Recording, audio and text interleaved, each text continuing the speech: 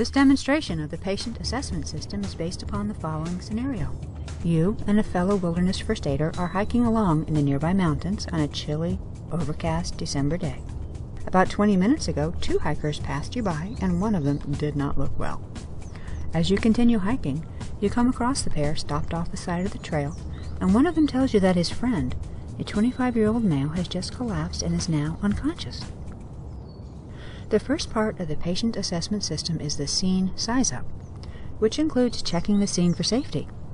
Once the scene is safe to enter, be sure to don the proper body substance isolation, or BSI, such as non-latex gloves. As you approach the patient, formulate a general impression of the scene. Your general impression should include the number of patients, your overall impression of how bad things look, and whether or not the patient may have a head, neck, or spine injury. As you're forming your general impression, if you see anything that would lead you to suspect a head, neck, or spine injury, you want to have your fellow rescuer immediately hold C-spine.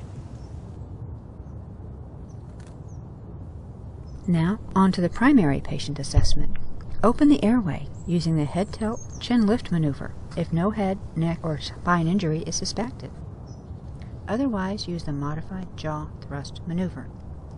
Once the airway is open, assess for adequate ventilation by looking, listening, and feeling for breaths and adequate chest rise for 5 to 10 seconds. If this patient is not breathing, then begin CPR immediately. Next, simultaneously check the patient's carotid and radial pulses, and take note of the strength and rhythm. It should present as strong and regular. Next, pull back your glove to expose the back of your hand in order to assess the patient's skin condition. This is best done on either the patient's forehead or arm. Now check for major bleeding by performing a head-to-toe blood sweep. Do this with your gloved hands. Place your hands under each section of the patient's body, and then check your hands before continuing on to the next section.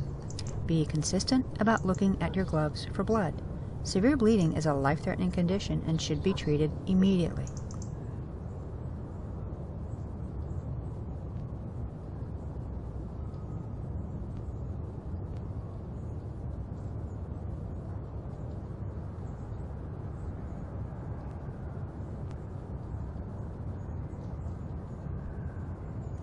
The patient's disability refers to his or her level of responsiveness and the evacuation potential.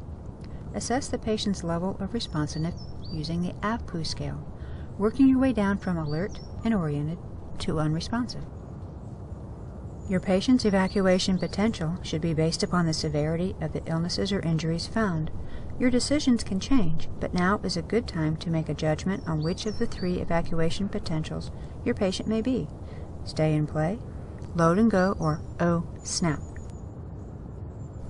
Expose the patient to examine all major injuries while taking care to protect him from exposure to the elements. Now that the primary patient assessment is done, all life-threatening conditions have been found and addressed.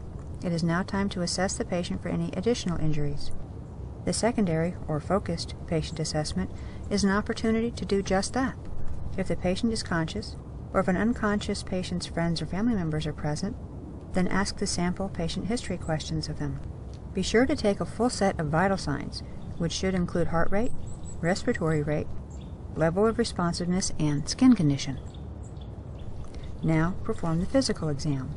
Start at the head and work your way down to the feet, palpating as thoroughly as possible, looking for deformities and depressions, open wounds, tenderness, and swelling.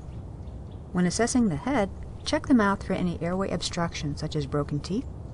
Check the ears and nose for cerebral spinal fluids, and look for bruising around the eyes and behind the ears, which could indicate a head or brain injury.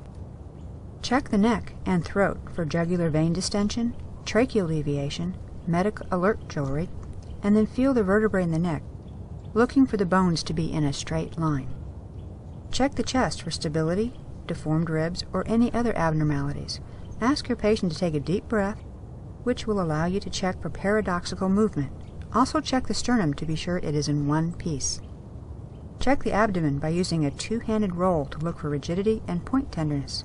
Watch the patient's face for grimacing and guarding as you assess the entire abdomen, as there may be a pain response from the patient at a certain point in this assessment. Check the pelvis for stability and pushing down on the hip bones and then squeezing inward. When assessing this, the pelvis should hardly move, and you should hear no crepitus or bone grinding. Unless there is an obvious injury to the patient's groin, there may not be a need to physically examine this part of the body.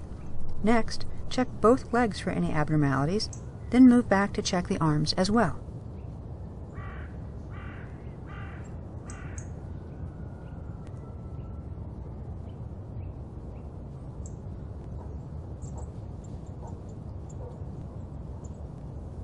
Before rolling the patient to assess the back, check for CSM, which stands for circulation, sensation, and movement. This can be accomplished by checking for a pulse, pinching the same digits on both extremities simultaneously and asking the patient which digits you are touching in order to assess sensation, and having the patient wiggle toes or squeeze your hands to assess movement. Be sure to check both extremities simultaneously for the most accurate assessment. Now for the last part of the focused assessment, rolling the patient to check his back. Extend the patient's arm that is nearest to you above the head. Do so by grasping the patient's shoulder and belt at the hip, but never the belt loops, and slowly roll the patient towards you, resting him up against your knees. Now check the entire back from head to foot, and be sure to walk your fingers down the patient's spine, looking for any abnormalities. Before rolling your patient back into the supine position, take this opportunity to apply padding and support beneath your patient in order to guard against hypothermia. This support will also aid with potential future evacuation needs. Once you have completed the focused patient assessment and addressed any non-life-threatening conditions, you will then need to continuously reassess your findings and treatments to answer any possible changes in your patient's condition.